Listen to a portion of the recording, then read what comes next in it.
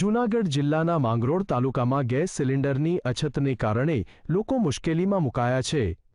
Gas agency બહાર લોકોની લાંબી કતારો જોવા મળી રહી છે। પરિસ્થિતિ સંભાળવા માટે પોલીસ તહેનાત કરવાની ફરજ પડી છે। જૂનાગઢ જિલ્લાના માંગરોળ તાલુકામાં ગેસ એજન્સી સામે લોકોની લાંબી કતારો લાગી રહી છે। ગેસ સિલિન્ડર મેળવવા માટે લોકોમાં ભારે પડાપડી જોવા મળી રહી છે।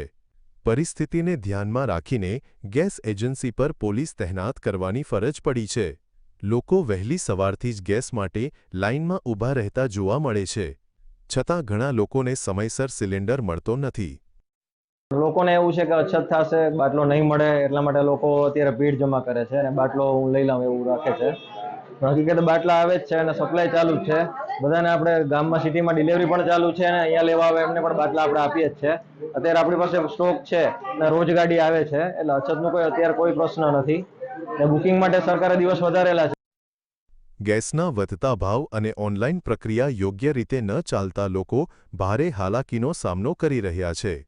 ગેસ સિલિન્ડર માટે 25 દિવસની નોંધણીની શરત સામે લોકોમાં નારાજગી છે। તેમની દલીલ છે કે સંયુક્ત કુટુંબમાં એક ગેસ સિલિન્ડર માત્ર 15 દિવસ જ ચાલે છે, ત્યારે બાકીના દિવસોમાં શું કરવું? નો દોર ચાલુ છે, એમાં આજે બાટલાની અછતના લીધે લોકો ધંધાવાળા છે એ પણ દોડાદોડ કરે છે। એમને પણ એક વિશ્વાસ દેવડાવવો જોઈએ કે ભાઈ અછત નથી, બધીને પૂરતા મળી રહેશે અને આયાતનો સ્ટોક પણ વધારવો જોઈએ। અને ખાસ કરીને જે નોંધવાની પ્રક્રિયા છે એ છેલ્લા 3 દિવસથી હું બુક કરું છું પણ બાટલો બુક થતો નથી। આવી બધીની ફરિયાદો છે, એના ઉપર પણ સરકારને થોડું ધ્યાન દેવું જોઈએ। એક તરફ મોંઘવારીનો માર છે અને બીજી તરફ તંત્રની અણઘડ નીતિઓએ લોકોની હાલાકીમાં વધારો કર્યો છે।